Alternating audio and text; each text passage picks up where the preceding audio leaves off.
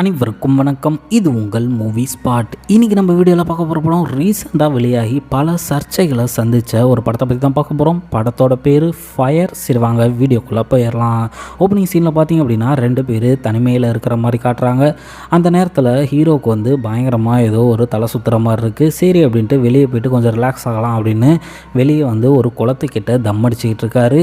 இவர் தான் நம்ம படத்தோட ஹீரோ. நம்ம ஹீரோவை பின்னாடி இருந்து ஒரு மாஸ்க் போட்ட நபர் ஒரு சுத்தியில் எடுத்துகிட்டு ஃபாலோ பண்ணிகிட்டே இருக்கார். ஃபாலோ பண்ணி வந்தவர் பின்னாடியே தலையில் அடிச்சிட்றாரு. அடித்த உடனே நம்ம ஹீரோ தண்ணியில் விழுந்துடுறாரு. விழுந்த அவரை தோள்பட்டியில் தூக்கிட்டு கொண்டு போய் கார் டிக்கியில் போட்டு காரையும் எடுத்துகிட்டு கிளம்புறாரு. காரை எடுத்துகிட்டு கிளம்புறத அப்படியே கட் பண்ணால் ஒரு போலீஸ் ஆஃபீஸரை காட்டுறாங்க. அந்த போலீஸ் ஆஃபீஸர் தான் நம்மளுக்கு அந்த கதையை எடுத்து சொல்ல போகிறாரு. ஆக்சுவலாக பார்த்தீங்க அப்படின்னா அவர் ஃபேஸ் பண்ண ஒரு கேஸை பற்றி தான் நம்மளுக்கு டிஸ்கஷன் பண்ண போகிறாங்க. ஓப்பனிங் சீனில் ஒரு போலீஸ் ஸ்டேஷனை காட்டுறாங்க. அந்த போலீஸ் ஸ்டேஷனில் பார்த்தீங்க அப்படின்னா 2 பேர் வராங்க. அவங்க யார் அப்படின்னா நம்ம ஹீரோவோட அப்பா அம்மா தான். அவங்க என்ன சொல்கிறாங்க அப்படின்னா, என்னோடய பையன் பேர் காசி, அவனை ஒரு 2-3 நாளாக காணோம் அப்படின்னு கம்ப்ளைண்ட் கொடுக்குறாங்க. இதை விசாரிக்கிற போலீஸ் ஆஃபீஸர் ஒரு தன்னோட அசிஸ்டண்ட்டை கூப்பிட்டுட்டு இந்த மாதிரி கேஸ் எழுதி வாங்கிக்கோ, அந்த டீட்டெயில்ஸ் எல்லாமே எனக்கு ஷேர் பண்ணு அப்படின்னு சொல்லிட்டு அந்த இன்ஸ்பெக்டரும் சொல்கிறாரு. உங்கள் பையனை சீக்கிரமாக கண்டுபிடிச்சிரும், ஸோ எதுக்கும் கவலைப்படாதீங்க, எதுக்கும் ஃபீல் பண்ணாதீங்க, நீங்கள் பார்த்து போயிட்டு வாங்க அப்படின்னு சொல்லிட்டு சொல்கிறாரு. அவரும் உடனே சரி ஓகே கேஸ் எழுதி கொடுக்கலாம் அப்படின்னு சொல்லிட்டு அவங்ககிட்ட போய்ட்டு டிஸ்கஷனும் பண்ணிகிட்ருக்காங்க. கேஸ் எழுதி வாங்கிட்டு அவனோட பேரண்ட்ஸையும் அமுச்சு விட்டுறாங்க. அமுச்சு விட்டதுக்கப்புறமேல தான் கதையே ஸ்டார்ட் ஆகுது. அதை விசாரிக்க நம்ம போலீஸ் ஆஃபீஸர் சரி வீட்டுக்கு போயிட்டு போகலாம் அப்படின்னு சொல்லிட்டு வீட்டுக்கு போகிறாரு. வீட்டுக்கு போய் பார்த்தா அவரோட ஒய்ஃப் சீரியல் பார்த்துட்ருக்காங்க. தன்னோட ஹஸ்பண்டு உள்ளே வர்றது கூட தெரியாத அளவுக்கு சீரியல் பார்த்துக்கிட்டு இருக்காங்க. ஹஸ்பண்ட் கேட்குறாரு, நான் தெரியுமா அப்படின்ட்டு. இல்லை நீ தான் சீரியல்லே மூழ்கி இருக்கி எப்படி தெரியும் அப்படின்னு சொல்லிட்டு திட்டிட்டு தன்னோட ஒர்க்கை பார்க்க வந்துடுறாரு. ஆக்சுவலாக பார்த்திங்க அப்படின்னா காசி அப்படிங்கிறவர் ஒரு ஃபிசியோதெரபி, அவர் ஒரு கிளினிக் வச்சுருக்காரு. அங்கே ஃபஸ்ட்டு தன்னோட சோதனையை ஆரம்பிக்கிறாரு இந்த இன்ஸ்பெக்டர் உள்ளே போய்ட்டு சோதிச்சுட்டு இருக்கும்போது தான் தெரியுது அங்கே நிறைய ஹார்ட் டிஸ்க்கும் மெமரி கார்ட்ஸ் அண்டு ஃபோன்ஸ் நிறைய கிடைக்குது. அதை எல்லாத்தையுமே போலீஸ் அதிகாரிகள் எடுத்துடுறாங்க. எடுத்து அதில் என்ன இருக்குது அப்படின்னு சொல்லிட்டு செக் பண்ணலாம் அப்படின்னு சொல்லிட்டு சைபர் கிரைம்கிட்ட கொடுக்கலான்ட்டு எல்லாத்தையுமே கலெக்ட் பண்ணி ஒரு பேக்கில் போட்டுக்கிறாங்க. போட்டுட்டு அங்கே நிறைய ஃபைல்ஸும் இருக்குது, அதையுமே சேர்த்து எடுத்துகிட்டு சரி வாங்க கிளம்பலாம் அப்படின்னு சொல்லிட்டு கிளம்புறாங்க. நம்ம ஹீரோவை நிறைய இடத்துல விசாரித்து பார்க்குறாங்க, யாருக்காச்சும் தெரியுமா அப்படின்னு சொல்லிட்டு. ஆனால் நிறைய பேத்துக்கு தெரியல. இந்த இடையில பார்த்தீங்க அப்படின்னா ஒரு பொண்ணை பற்றி தகவல் கிடைக்குது. அந்த பொண்ணை தேடி நம்ம போலீஸ் ஆஃபீஸர்ஸ் எல்லாமே இருக்காங்க இல்லையா, அவங்க எல்லாமே ஒரு ஊருக்கு போகிறாங்க. அங்கே போயிட்டு அந்த பொண்ணோட ஃபோட்டோ காட்டி இவங்களை தெரியுமான்னு சொல்லிட்டு எல்லா இடத்துலையுமே விசாரிக்கிறாங்க. ஃபைனலாக ஒருத்தர் சொல்கிறாரு, அந்த குளத்தில் தாம்மா இருக்காங்க, போயிட்டு பாருங்கள் அப்படின்னு சொல்லிட்டு. அந்த குளம் இல்லை சாரி ஆற்றுல பார்த்தீங்க அப்படின்னா ஒரு பொண்ணு குளிச்சுட்டு வெளியே வராங்க. அந்த பொண்ணை பார்த்த உடனே மேலே வாமா, ஃபோனை ஏன் சுவிட்ச் ஆஃப் பண்ணி வச்சுருக்க, போலீஸை ஏன் அலக்கடிக்கிறீங்க அப்படின்னு சொல்லிட்டு அந்த பொண்ணையும் கொடுத்துட்டு ஸ்டேஷனுக்கு கொண்டு போகலாம் அப்படின்ட்டு பார்க்குறாங்க. ஆனால் நம்ம இன்ஸ்பெக்டர் சரி வேணாம் வீட்டுக்கே கொண்டு வராங்க அப்படின்னு சொல்லிட்டு வீட்டுக்கு கூட்டிகிட்டு போயிட்டு விசாரணையை ஸ்டார்ட் பண்ணுறாரு. விசாரணையை ஸ்டார்ட் பண்ணும்பொழுது தான் தெரியுது, நாங்கள் எதுக்காக வந்திருக்கோன்னு உனக்கு தெரியும், ஒழுங்காக உண்மையை சொல்லிடு அப்படின்ட்டு. இல்லை சார் எனக்கு புரியவே இல்லை நீங்கள் சொல்கிறது அப்படின்ட்டு அந்த பொண்ணு சொல்கிறாங்க. அதுக்கப்புறமேல தான் அந்த பொண்ணு ஒரு ஃப்ளாஷ்பேக் சொல்கிறாங்க. நாங்கள் காசியை தேடி தான் வந்திருக்கோன்னு உனக்கு தெரியும், மரியாதையை உண்மை சொல்லு அப்படின்னு சொன்ன உடனே காசி எனக்கு ரீசெண்டாக தெரிய ஆரம்பிக்கும். என்ன அப்படின்னா என் புருஷன் தினமும் குடிச்சிட்டு என்னை அடிப்பார். அந்த மாதிரி ஒரு டைம் அடிக்கும் பொழுது நான் வலிக்கி விழுந்துட்டேன். அப்போ தான் ஃபிசியோதெரப்பி காசிக்கிட்ட போனேன். அந்த நேரத்தில் பார்த்தீங்க அப்படின்னா என்னோடய குழந்தை காயினை முழுங்கிரும். காயினை முழுங்கினது அதுக்கப்புறமேலே எனக்கு என்ன பண்ணுறதுன்னே தெரியல. அவர் தான் என்னோடய குழந்தைய தெய்வம் மாதிரி காப்பாற்றினார். அதனால் அவருக்கு நிறைய ஹெல்ப்பும் எனக்கு பண்ணியிருக்காரு.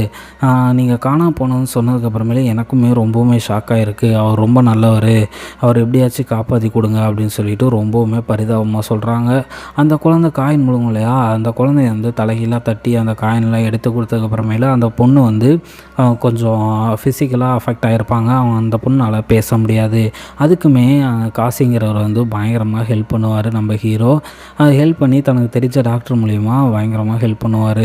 ஆக்சுவலாக பார்த்திங்க அப்படின்னா இந்த பொண்ணு ஒரு இட்லி கடை வச்சு நடத்திட்டு இருப்பாங்க.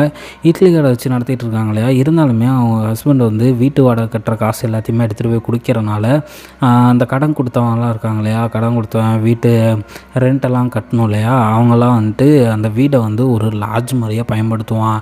அதுவும் அவன் பேசுகிற வார்த்தைகள் எல்லாமே அந்த பொண்ணுக்கு ரொம்பவுமே சங்கடமாக இருக்கும். ஏன் அப்படின்னா இன்னொரு வீட்டில் வந்து வாடகை தரலன்னு சொல்லிட்டு அவனோட ஒய்ஃபை வந்து ஒரு நாள் வந்து என் கூட இரு அப்படின்னு சொல்லிட்டு கூட்டிகிட்டு வருவான்.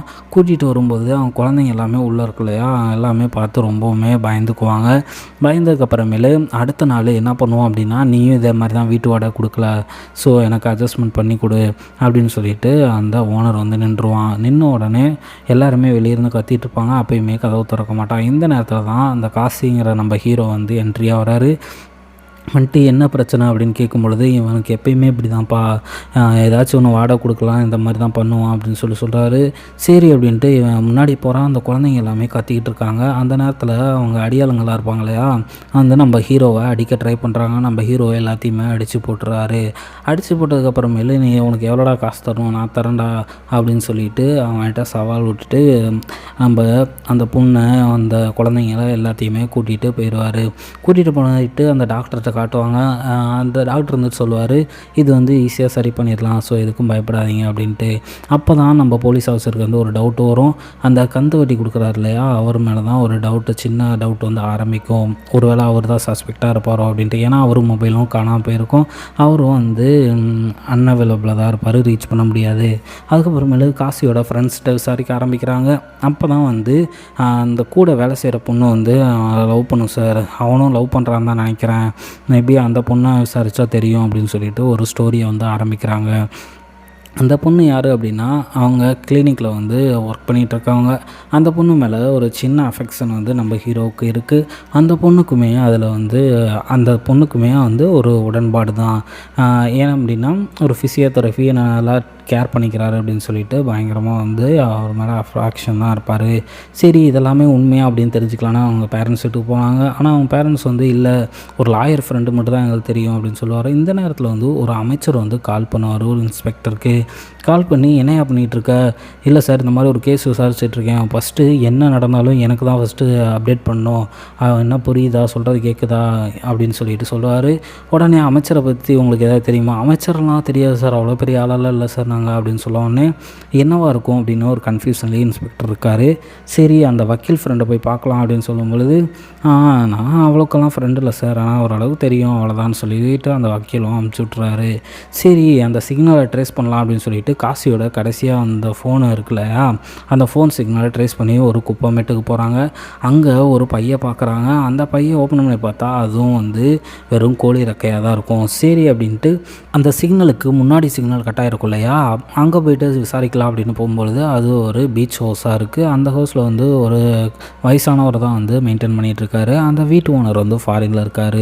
ஆக்சுவலாக அவர் யார் அப்படின்னா நம்ம ஹீரோவோட ஃப்ரெண்டு தான். அவர் மேலேயுமே ஒரு சந்தேகம் வந்து ஏற்படுது இந்த இன்ஸ்பெக்டருக்கு. சரி அப்படின்ட்டு வீட்டை சுற்றி கேமரா ஏதாச்சும் இருக்கான்னு செக் பண்ணுறாரு. அங்கேயுமே கேமராஸ் எல்லாம் எதுவுமே இல்லை. இதை கேட்டோன்னே பயங்கரமாக ஷாக் ஆகிடுறாரு. சரி அந்த ஹார்ட் டிஸ்க் அந்த மொபைல்லாம் இருக்கு இல்லையா, அவங்க சோசியல் மீடியாலாம் எடுத்து பார்ப்போம், அந்த மூலியமாக ஏதாச்சும் ஒரு க்ளூ கிடைக்குதா அப்படின்னு பார்க்கலாம் அப்படின்னு சொல்லிட்டு எல்லாருமே தேட ஆரம்பிக்கிறாங்க. அப்படி தேட ஆரம்பிக்கும் பொழுது ஒரு குழு வந்து கண்டுபிடிக்கிறாங்க. என்ன அப்படின்னா ஒரு பொண்ணை பற்றி கண்டுபிடிக்கிறாங்க. அந்த ஹார்ட் டிஸ்க்லையுமே வெறும் அந்த சாமி படங்கள் தான் இருக்குது அப்படின்னு சொல்லிட்டு சொல்லிடுவாங்க. சரி அந்த இன்ஸ்டாகிராமில் இருக்கு இல்லையா, அந்த பொண்ணை போய்ட்டு பார்க்கலாம் அப்படின்னு பார்க்கும் பொழுது, என்ன சார் சொல்கிறீங்க, இருங்க ஒரு நிமிஷம் வரேன் அப்படின்னு சொல்லிட்டு போவாங்க. போயிட்டு பாஸ்போர்ட் வெரிஃபிகேஷனுக்கு தானே வந்திருக்கீங்க அப்படின்னு சொல்லி கேட்கும்போது, இல்லைம்மா நாங்கள் வந்து காசிங்கிற ஒருத்தர் வந்து விசாரிக்க வந்திருக்கோம் அப்படின்ட்டு வந்து இன்ஸ்பெக்டர் சொல்லுவார். காசி வந்து எனக்கு ஒரு நல்ல ஃப்ரெண்டு சார், ஆக்சுவலாக பார்த்திங்க அப்படின்னா ஜிம்மில் தான் நாங்கள் வந்து ஃபஸ்ட்டாக மீட் பண்ணோம். அந்த நேரத்தில் கோஇன்சிடெண்ட்டாக வந்து அவரோட தவல் எடுத்து நான் யூஸ் பண்ணிட்டேன் அப்படின்னு சொல்லிட்டு சொல்லுவாங்க. அதுக்கப்புறமேட்டு பார்த்திங்க அப்படின்னா நான் வந்து எக்ஸசைஸ் பண்ணும்போது எனக்கு வந்து முதுகு வந்து பிடிச்சிக்கிச்சு. அப்போ தான் வந்து காசி வந்து ஃபிசியோதெரபி அப்படிங்கிறதே எனக்கு தெரிய வந்துச்சு. அவர் தான் வந்து எனக்கு வந்து அந்த பெயினை வந்து ரிலீஃப் பண்ணி கொடுத்தாரு அப்படின்னு சொல்லிட்டு அவங்க ஒரு ஸ்டோரி வந்து சொல்ல ஆரம்பிப்பாங்க. அதுக்கப்புறமேலு நிறைய டைம் வந்து நான் அவர் கிளினிக் போயிருக்கேன். அவங்க வந்து எனக்கு வந்து நிறையா ஹெல்ப் பண்ணியிருக்காரு. ஸோ அவர் வந்து எனக்கு பெயினாக இருக்கிற இடத்துலலாம் நல்லா ரிலீஃப் கொடுப்பாரு. ஸோ அவ்வளோதான் எனக்கு அவருக்கு பிறக்கும். நீங்கள் சொல்கிறத பார்த்தா எனக்கு வந்து ரொம்பவுமே இதாக இருக்குது. ஸோ அவரை எப்படியாச்சும் கண்டுபிடிச்சி கொடுங்க சார் அப்படின்னு சொல்லிட்டு போலீஸ்காரன்ட்டே திருப்பி அந்த கொஸ்டினை வந்து சொல்லிடுவாங்க. உடனே வந்து இன்ஸ்பெக்டர் வந்து சொல்லுவார், சரி ஓகேம்மா நீங்கள் வந்து எப்போ கூப்பிட்டாலும் வரணும்னு சொல்லிட்டு பேசிகிட்டு இருக்கும் பொழுதே ஒரு வந்து ஃபோன் வரும். ஃபோனில் வந்து எஸ்ஐ இருந்து அந்த பொண்ணு வந்து எடுத்து பேசுவாங்க. சார் இங்கே ஒருத்தர் வந்து சரண்டர் ஆகியிருக்கான், காசியை நான் தான் கொன்னேன்னு சொல்லிட்டு அப்படின்னு சொல்லிட்டு சொல்லுவாங்க. சொன்ன உடனே உங்களுக்கு செம்ம ஷாக் ஆகிரும். யாராவான்ட்டு போயிட்டு பார்க்கும் பொழுது வெளியே வந்து பார்த்தா செம்ம அதிர்ச்சி வந்து காத்துட்ருக்கோம். என்ன அப்படின்னா அந்த கொலைகாரன் வேறு யாரும் இல்லை, அந்த கெஸ்ட் ஹவுஸில் இருந்தால் இல்லையா அந்த வயசானவன், அவன் தான் வந்து அந்த கொலையை பண்ணதா சொல்லி வந்து சரணடைஞ்சிருப்பான். இதை பார்த்த உடனே இன்ஸ்பெக்டர் செம்ம ஷாக் ஆகிடுவார். அதோடு மட்டும் இல்லாமல் அவங்க பேரண்ட்ஸும் வந்துடுவாங்க. சார் என் பையன் காணாமல் போகல, எங்கேயோ வெளியூர் போயிருக்கானா, வந்துடுவான், போலீஸில் கம்ப்ளைண்ட்டை வாபஸ் வாங்க சொல்கிறான் அப்படின்னு சொல்லிட்டு ஒரு ஃபோன் பண்ணி சொல்லுவாங்க. அவங்க பையனை ஃபஸ்ட்டு நேரில் வர சொல்லுங்கள் அப்படின்னு சொல்லிட்டு அவன் இன்ஸ்பெக்டரும் சொல்லி அனுப்பிச்சிடுவார். கட் பண்ணால் அவனோட ஃப்ளாஷ்பேக் ஒன்று காட்டுறாங்க. அங்கே வந்து ஒரு பொண்ணு வந்து இன்ட்ரடியூஸ் ஆகிறாங்க. அந்த பொண்ணு வந்து தன்னோட கணவரை வந்து கொஞ்ச நாள்லேயே வந்து ஆக்சிடெண்ட்டில் இறந்துருப்பாங்க. ஆனால் இருந்தாலுமே அந்த பொண்ணு வந்து ரொம்பவுமே ஹாப்பியாக இருப்பாங்க. அதை பார்த்தோன்னே நம்ம ஹீரோவுக்கு ஒரு அஃபெக்ஷன் வர ஆரம்பிக்கும். அவங்க கூட ரொம்பவுமே டைம் ஸ்பெண்ட் பண்ணுவாங்க, ரொம்பவுமே கேர் பண்ணுவாங்க. ஒரு நாள் வந்து நம்ம ஹீரோவுக்கு வந்து பர்த்டே ஃபங்க்ஷன் வரும். சரி நீங்கள் பீச் ஹவுஸ் இருக்கு இல்லையா, அங்கே வா அப்படின்னு சொல்லிட்டு லொக்கேஷன் ஷேர் பண்ணுவாங்க. கேக் கூட்ட போகும்போது நம்ம ஹீரோ வந்து கண் கலங்கிடுவார். என்ன அப்படின்னா அவர் வந்து நானும் லவ் பண்ணேன், ஆனால் நாங்கள் ட்ராவல் போனோம், ஆக்சிடெண்ட்டில் வந்து என் லவர் வந்து இறந்துட்டா அப்படின்னு சொல்லுவாங்க. ஏன்னா அந்த பொண்ணுக்கும் வந்து இதே மாதிரி இன்சிடெண்ட் ஆகிருக்கும் இல்லையா, அதனால் 2 பேருமே இன்சிடெண்ட் ஆகிடுச்சு. ஸோ நம்ம வந்து யாருமே பிரிக்க முடியாது அப்படி இப்படின்னு பேசிகிட்டு இருப்பாங்க. இதுக்கடையில் மேலதிகாரி வந்து இன்ஸ்பெக்டரை கூப்பிட்டு என்னையா நடக்குது கேஸில் அப்படின்னு சொல்லும்போது, இல்லை சார் ஒரு வயசானவர் வந்து சரணடைஞ்சிருக்காரு, ஆனால் அவர் மட்டுமே பண்ணதான் எனக்கு வந்து தெரியல, ஸோ தீர விசாரிக்கணும் சார், பின்னாடி யாரோ வந்து சப்போர்ட் பண்ணாமல் இவர் மட்டுமே தனியாக பண்ணியிருக்க மாட்டாருன்னு சொல்கிறாங்க. அதுக்கப்புறமேலு அந்த கிழவ இருக்காலையா அவன்கிட்ட வந்து விசாரிக்க ஆரம்பிக்கிறாங்க. அப்போ தான் வந்து ஒரு இன்சிடென்ட் சொல்கிறாங்க. என்னோடய பேத்தி தான் சார் அந்த கிளினிக் வந்து நான் வேலைக்கு அனுப்பிச்சிருந்தேன், ஆனால் வந்து என்னோடய பேத்தியை எப்படியோ ஒன்று ஏமாற்றி தன்னோட பேத்தியை வந்து அவனோட வலையில் வீசி தப்பு பண்ணிட்டான். ஸோ என்னோடய பேத்தியும் வந்து அவள் எப்படியாச்சும் கல்யாணம் பண்ணிக்குவான் அப்படின்னு நினச்சான். ஆனால் வந்து அவன் வந்து அந்த மாதிரி பண்ணலை. என் பேத்தி வந்து ஒரு இன்சிடெண்ட்டை பார்த்து சொன்னான் சார். என்ன அப்படின்னா அவன் வந்து நிறைய பொண்ணுங்களை வந்து இதே மாதிரி தான் காதலிச்சு ஏமாற்றிருக்கான் அப்படிங்கிற இன்சிடெண்ட்டை வந்து அவள் ஃபோன் மூலியமாக பார்த்துட்டா. அதுக்கப்புறமேல தான் சார் அவர்கிட்ட கேட்கும் பொழுது என் ஃபோன் எதுக்கு நீ எடுத்த அப்படின்னு சொல்லிட்டு திட்ட ஆரம்பிச்சிட்டான். நீ எங்கே வேணால் போய் சொல்லு, உனக்கு ஒரு படம் காட்டுறவா அப்படின்னு சொல்லிட்டு என்னோடய பேத்தியும் அவனும் ஒன்றா இருந்த வீடியோ வந்து எடுத்து வச்சுருக்கான் சார். எடுத்து வச்சுட்டு என் பேத்திக்கிட்ட காட்டி மிரட்ட ஆரம்பிச்சிட்டா. அதனால் என் பேத்திக்கு என்ன பண்ணுறதுனே தெரியல, அதனால் தூக்கு மாட்டிக்க போயிட்டா. எனக்கும் வேறு வழி தெரியல, அவனை எப்படியாச்சும் கொல்லணும் அப்படின்னு சொல்லிட்டு ரொம்பவுமே ஆத்திரம் வந்துச்சு. அதனால தான் சார் நான் வந்து இந்த மாதிரி பண்ணிட்டேன் அப்படின்னு சொல்லிட்டு அவனும் வந்து ஒரு கதையை வந்து சொல்ல ஆரம்பிப்பான். அப்போ தான் நம்ம ஹீரோ வந்து ஒரு பயங்கரமான கிரிமினல், அவன் வந்து ஒரு பெண்களை ஏமாத்துகிற சைக்கோ அப்படின்னு வந்து தெரிய வருது. அதுக்கப்புறமேலு பார்த்திங்க அப்படின்னா ஒரு வெளியில் வந்து ஒரு சத்தம் கேட்குது. இன்ஸ்பெக்டர் வந்து போயிட்டு பார்க்குறாரு. என்ன சார் அப்படின்னா சாமி படம் அமைச்சிருக்கான் சார் டீச்சருக்கு அப்படின்னு சொன்னாங்க. சாமி படம்னா பிட்டு படம் சார் அப்படின்னு சொல்கிறாங்க. அதுக்கப்புறமா தான் ஸ்ட்ரைக் ஆகுது. லேப்டாப்பில் சாமி படம் இருக்கு இல்லையா, அது என்னன்னு பார்க்கலான்ட்டு எடுத்து பார்த்தா பாதி இது வந்து சாமி படமாக இருக்குது. அதுக்கப்புறமேல பார்த்தீங்க அப்படின்னா இவனோட படமாக இருக்குது. ஒவ்வொரு பெண்கள்கிட்டையும் எப்படி வந்து ஏமாத்தினான் அப்படிங்கிற வீடியோஸ் எல்லாமே கிட்டத்தட்ட ஒரு 100 பெண்களுக்கு மேலே வந்து அவன் ஏமாற்றிருப்பான். அந்த ஃபிசியோதெரபின்னு அந்த ஃபஸ்ட்டு போய் பார்த்தாங்க இல்லையா இன்ஸ்டாகிராம் ஃப்ரெண்டு, அவங்களையுமே வந்து ஏமாற்றிருப்பான். இப்படி ஒவ்வொரு பொண்ணுங்களாக ஏமாற்றிட்டு போய் மேலதிகாரிகிட்ட சார் நிறைய படம் இருக்குது சார், நிறைய பொண்ணுங்க வாழ்க்கையில் விளாண்டுருக்கான் சார், அவங்க எல்லாத்தையுமே விசாரிக்கணும்னு சொல்லிட்டு ஒவ்வொரு பொண்ணாக வந்து விசாரிக்க ஆரம்பிப்பான். அப்போ தான் வந்து உண்மையே தெரிய வரும். என்ன அப்படின்னா அவன் வந்து ஒரு பொண்ணை மட்டும் இல்லை, கிட்டத்தட்ட நிறைய பொண்ணுங்களை வந்து பிளாக்மெயில் பண்ணி ஏமாற்றி வீடியோ எடுத்து பணம் பறிச்சிக்கிட்டு இருந்திருக்கான். இது வந்து என் பேரண்ட்ஸ்கிட்ட கேட்டால் அவங்களுக்கு வந்து தெரியாது, என் பையன் நல்ல பையன் அப்படின்னு சொல்கிறாங்க. ஆனால் நிறைய பொண்களோட வாழ்க்கையில் வந்து விளாண்டுருக்கான். இதில் வந்து அமைச்சர் எந்த வகையில் சம்மந்தப்பட்டிருக்காரு, அவருமே அடிக்கடி ஃபோன் பண்ணி என்ன அப்டேட்டு அப்படின்னு கேட்டுகிட்டே இருக்கார் ஒரு பதட்டத்தோட. ஆனால் இது எப்படியோ வெளியே வந்து நியூஸ் சேனலுக்கு வந்து லீக் ஆகிடுது. லீக் ஆனதுக்கப்புறமேலு அவங்க வீட்டை எல்லாருமே சேர்ந்து அடித்து நொறுக்கிடுறாங்க. அவங்க பேரண்ட்ஸை வந்து கூட்டிகிட்டு வந்து விசாரிக்கும் பொழுது என் பையன் நல்ல பையன் சார், ஆனால் ஏன் இப்படி பண்ணான்னு தெரியல, எங்கள் வீட்டில் எங்களை எல்லாத்தையுமே அடிச்சிட்டாங்க சார், எங்களுக்கு என்ன பண்ணுறதுன்னு தெரியல அப்படின்னு சொல்லிட்டுருக்காரு. இன்ஸ்பெக்டர் வந்து திட்ட ஆரம்பிச்சிருவார். நீங்கள் உங்கள் பையனோட வாழ்க்கையை மட்டும் சொல்கிறீங்க, ஆனால் எத்தனை பொண்ணுங்களோட வாழ்க்கை போயிருக்கு தெரியுமா அப்படின்ட்டு. அதுக்கப்புறமேல பார்த்தீங்க அப்படின்னா நிறைய பொண்ணுங்கள்கிட்ட அந்த என்னோடய அம்மாவுக்கு வந்து உடம்பு சரியில்லை அப்படின்னு சொல்லிட்டு நகையை பறிக்கிறது, அந்த பொண்ணுங்கள்கிட்ட வீடியோ அனுப்பி நீ காசு தரல அப்படின்னா நான் வீடியோ அப்லோட் பண்ணிடுவேன்னு சொல்லிட்டு மிரட்டுறது அப்படின்னு சொல்லி நிறைய இன்சிடெண்ட் வந்து ஹீரோ வந்து பயங்கரமாக பண்ணியிருப்பான். நம்ம ஹீரோ வந்து எல்லா பொண்ணுங்களையும் வரிசையாக ஏமாற்ற ஆரம்பிச்சிருப்பான். ஒரு கட்டத்துக்கு மேலே அது எப்படி ஆயிடுச்சு அப்படின்னா அந்த பொண்ணுங்க சூசைட் பண்ணுற அளவுக்கு வந்து போயிடுச்சு. ஏன்னா அந்தளவுக்கு வந்து ரொம்பவுமே மோசமாக வந்து நடந்துருப்பான். இவன் வந்து என்னென்னா பொண்ணுங்க கூட வந்து தப்பாக இருக்கிறத வீடியோ எடுத்து அந்த பொண்ணுங்களுக்கே அனுப்பி மிரட்டுறது, நீ ஃபஸ்ட்டு அமௌண்ட் தரல அப்படின்னா அவ்வளோதான் அப்படின்னு சொல்லிட்டு மிரட்டிகிட்டு இருப்பான். இதுக்கடையில் நம்ம அமைச்சர் வந்து ஃபோன் பண்ணி இன்ஸ்பெக்டர் வந்து திட்டிகிட்டே இருப்பார். என்னையா நியூஸ் சேனலுக்கெல்லாம் கொடுத்துருக்க, ஃபஸ்ட்டு எனக்கு தானே சொல்லியிருக்கேன் அப்படின்னு சொல்லிட்டு பேசிகிட்டு இருக்கும் பொழுது இன்ஸ்பெக்டர் வந்து என்ன சொல்லுவார் அப்படின்னா, இல்லை சார் நான் லீக் பண்ணல அப்படின்னு சொல்லிட்டு கட் பண்ணிடுவார். அதுக்கப்புறமேல பார்த்திங்க அப்படின்னா ஒரு பொண்ணை விசாரிக்க போவாங்க. ஆனால் அந்த பொண்ணு வந்து இறந்துருப்பா. ஹஸ்பண்ட் வந்து ஒரு வாய்ஸ் நோட்டும் ஒரு வீடியோவும் இன்ஸ்பெக்டர் காட்டோன்னே செம்ம ஷாக் ஆயிடுவார். சரி அப்படின்ட்டு வேறு இடத்துக்கு போகலாம் அப்படின்ட்டு போகும்பொழுது தான் ஒரு இன்சிடெண்ட்டை பார்க்குறாரு. என்ன அப்படின்னா அந்த வீடியோவில் வந்து இன்னொரு இது இருக்குது. அந்த இட்லி கடை வச்சு இட்லி மாவு வச்சு விற்றுட்டு இருந்தாங்க இல்லையா, அவங்க பொண்ணு கூட சரி பண்ணாங்களே, அந்த பொண்ணு இதே மாதிரி தான் தப்பு பண்ணி ஏமாற்றிருப்பான். அவன் நம்பிக்கை துரோகம் பண்ணியிருப்பான். ஆனால் அவகிட்ட வந்து ஒரு விஷயத்துக்காக தான் பண்ணியிருப்பான். ஏன்னா காசு பணம் வந்து அவர்கிட்ட வாங்க முடியாது, வேறு ஏதாச்சும் ஒரு இது இருக்கும் அப்படின்னு சொல்லிட்டு அதை கிளைமேக்ஸில் சொல்கிறேன். ரொம்பவுமே ஷாக் ஆயிடுவீங்க. அப்படியே வந்து ஒவ்வொரு பெண்களோட வீடியோவை எல்லாத்தையுமே பார்த்துட்டு வந்து ஃபைனலாக இன்ஸ்பெக்டர் வந்து ஒரு ஐடென்டிஃபை பண்ணிடுவார். இந்த 3 பேர் சேர்ந்து தான் ஏதோ பண்ணியிருக்காங்க அப்படின்னு சொல்லிட்டு அந்த 3 பொண்ணுங்களையும் கூப்பிட்டு வந்து விசாரிக்கிறாரு. ஏன்னா உங்கள் 3 பேர் சிக்னல் தான் வந்து ஃபைனலாக அந்த வீட்டில் கட்டாயிருக்கு, ஸோ மரியாதையே சொல்லுங்கள், அந்த கிழவனுக்கு நீங்கள் தானே வந்து ஹெல்ப் பண்ணீங்க அப்படின்னு சொல்லிட்டு இன்ஸ்பெக்டர் விசாரிக்கிறாரு. விசாரிக்கும்போது வந்து இல்லை நான் தான் சார் பண்ணேன், அவங்க 3 பேர்த்துக்கு சம்மந்தமே இல்லை அப்படின்னு சொல்லிட்டு அந்த தாத்தாவும் வந்து சொல்லுவார். ஆனால் வயசானவங்களால் இது பண்ண முடியாது, கண்டிப்பாக நீங்கள் தான் ஹெல்ப் பண்ணுவீங்க அப்படின்னு சொல்லிட்டு இன்ஸ்பெக்டரு ரொம்பவுமே ஸ்ட்ராங்காக வந்து சொல்கிறாரு. அதுக்கப்புறமேல தான் அவர் வந்து ஒரு கதையை சொல்கிறாரு. எனக்கு என்ன பண்ணுறதுன்னு தெரியல சார், அதனால் நான் என்ன பண்ணேன் அப்படின்னா இவங்க 3 பேர்த்து மூலிமா ஒரு இது கேட்டேன், ஒரு ஹெல்ப் கேட்டு அவனை வந்து வர வச்சு அந்த குடிக்கிற ட்ரிங்க்கில் வந்து லைட்டாக மயக்க மருந்து கலந்து குடிக்கலாம் அப்படின்னு சொல்லிட்டு கொடுத்துட்டோம். அதுக்கப்புறமேல அவனை கொல்லலாம் அப்படின்னு சொல்லிட்டு போகும்பொழுது வேறு யாரோ ஒருத்தர் வந்து அவனை வந்து அடிச்சிட்டாங்க, பின்னாடி இருந்து அடிக்க நாங்கள் பார்த்தோம் சார். நாங்கள் 3 பேருமே பிளான் பண்ணி தான் அவனை கொல்லலான்ட்டு ட்ரை பண்ணோம். ஆனால் எங்களுக்கு முன்னாடியே வந்து ஒரு முகமூடி போட்ட நபர் வந்து அவனை அடித்து தரன்னு இழுத்துட்டு தூக்கிட்டு போயிட்டு காரில் டிக்கியில் போட்டு கொண்டு போயிடுவோம் சார். அது நாங்கள் 3 பேருமே எங்கள் கண்ணால் பார்த்தோம் அப்படின்னு சொல்லிட்டு ஒரு கதையை சொல்லுவாங்க.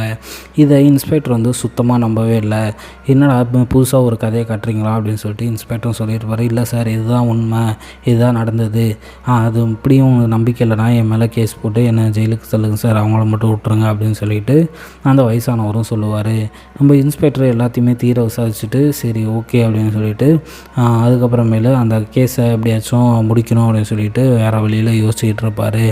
ஆனால் எல்லாருக்குமே தெரிஞ்ச மாதிரி இவங்க தான் கொன்னாங்க அவங்க தான் கொன்னாங்கன்ட்டு இருந்தாலும் ஃபைனலாக வந்து அமைச்சர் வீட்டுக்கு போவார். ஏன்னா அமைச்சரும் வந்து இதில் இன்க்ளூட் ஆகிருப்பார். ஒரு வீடியோ அனுப்புனாங்க இல்லையா, அந்த இறந்து போன பொண்ணு ஹஸ்பண்டு, என்ன வீடியோ அப்படின்னா அமைச்சரும் அந்த பொண்ணும் ஒன்றா இருந்த வீடியோ தான். அந்த வீடியோ வந்து காட்டி அமைச்சரை வந்து தரன்னு இழுத்துட்டு போயிடுவாங்க. ஏன் அப்படின்னா அந்த காசி கூட சேர்ந்து அமைச்சர் வந்து பயங்கரமான வேலையெல்லாம் பண்ணியிருப்பான். காசி ஏமாத்துகிற பொண்ணுங்க எல்லாமே அமைச்சர் கூடயே இருக்கணும் அப்படின்னு சொல்லிட்டு பயங்கர வேலை பண்ணியிருப்பான். காசி வந்து ஒரு கருவி மாதிரி அந்த அமைச்சருக்கு. ஸோ அதனால் வந்து எந்த பொண்ணுங்களை ஏமாத்துறோன்னா அந்த பொண்ணுங்க வந்து ஒரு நாள் வந்து அமைச்சர் கூட ஒரு நைட்டு வந்து ஸ்டே பண்ணோம் அப்படின்னு சொல்லிட்டு வற்புறுத்தி ஸ்டே பண்ண வைப்பாங்க. அதனாலே அமைச்சரை குண்டக்கிட்டால் தூக்கிட்டு போய் ஜெயிலையும் தள்ளிடுவாங்க. அதுக்கப்புறமேலு தான் ஒரு கதை வந்து ஓப்பன் ஆகுது. கிளைமேக்ஸில் என்ன ஆகுது அப்படின்னா இன்ஸ்பெக்டர் வந்து ஒரு பொண்ணு இருக்கிறதாவும் அந்த பொண்ணு வந்து ஒரு வீடியோ ரெக்கார்டு வந்து பண்ணி வச்சுட்டு இறந்து போயிடுது. என்ன அப்படின்னா என்னை வந்து ஒரு பையன் ஏமாற்றிட்டான், அவனை சும்மா விடாதீங்கப்பா அப்படின்னு சொல்லிட்டு நான் அவங்க மாற்றி மீறி போயிட்டு பண்ணிட்டேன் அப்படின்னு சொல்லிட்டு ஒரு வாய்ஸ் ரெக்கார்டு வந்து ப்ளே ஆகுது. அது அந்த இன்ஸ்பெக்டரோட பொண்ணு தான். ஃபைனலாக பார்த்திங்க அப்படின்னா அது என்ன நடக்குன்னா, இன்ஸ்பெக்டர் தான் நம்ம அந்த ஹீரோ இருக்கா இல்லையா காசிங்கிற கேரக்டரு, அவனை பேக்கில் இருந்து ஒருத்தன் மூமடி போட்டு அழிப்பானே, அவன் தான் நம்ம இன்ஸ்பெக்டரு. ஆடா பாவீங்களா, ஒரு கேஸை வந்து விசாரிக்கிறவரே கடைசியில் பார்த்திங்க அப்படின்னா தன்னோட பொண்ணு இறந்ததுக்கு இவன் தான் காரணம் அப்படின்னு சொல்லிட்டு அந்த காசிங்கிறவரை வந்து பேக் சைடில் அடித்து கொன்றுவான். இதுதான் இந்த படத்தோட கதை. ரொம்பவுமே ட்விஸ்ட் அண்ட் டர்ன்ஸாக பயங்கரமாக இருந்தாலுமே நிறைய 18+ சீன்ஸ் இருக்கனால இது ரொம்பவுமே சர்ச்சையாச்சு. ஸோ எல்லாமே பார்த்து என்ஜாய்